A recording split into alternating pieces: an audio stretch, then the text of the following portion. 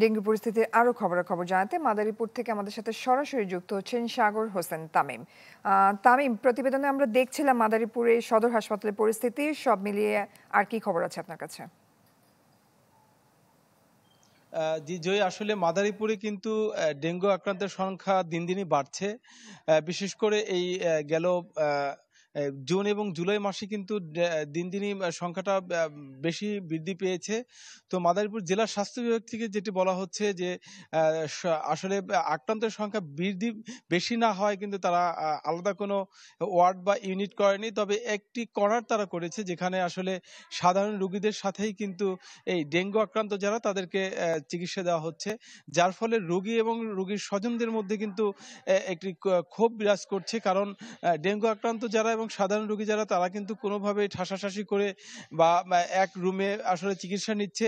আমি বর্তমানে মাদারীপুর জেলা সদর যে হাসপাতালে রয়েছে, এখানে কিন্তু আজকের যে পরিসংখ্যান সেটি হচ্ছে গত ২৪ ঘন্টায় এই হাসপাতালে একজন সহ মোট পুরো জেলাতে কিন্তু ৬ জন আক্রান্ত হয়েছে, যারা আসলে একটি ওয়ার্ডে তারা আসলে অন্য রোগীদের সাথে চিকিৎসা নিচ্ছে। এবং আমরা যেটি দেখেছি আজকেও কিন্তু সেই আক্রান্ত রোগীকে দেখেছি যে সাধারণ রোগীদের সাথে সাধারণভাবেই তিনি রয়েছে। বিশেষ করে কোনো নিরাপত্তা যে ব্যবস্থা মশারি টানানো সেটি কিন্তু আমরা লক্ষ্য করিনি। তবে স্বাস্থ্য বিভাগ যেটি বলছে যে রোগীদেরকে মশারি দেওয়া হচ্ছে, কিন্তু তারা অনেক ক্ষেত্রে অসচেতনভাবেই মশারি টানাচ্ছে না, যার ফলে কিন্তু দিন দিন আসলে এই যে সাধারণ রোগীদের সাথে থেকে কিন্তু অন্যরাও আক্রান্ত হওয়ার একটি ঝুঁকি সেটি কিন্তু লক্ষ্য আমরা করেছি।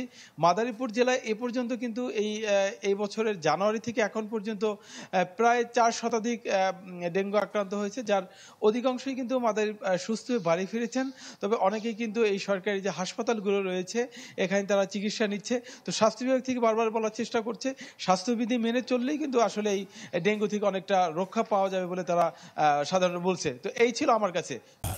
বাংলাদেশের শক্তিশালী থার্মিক স্টিল বার ফেমাস স্টিল লিমিটেড।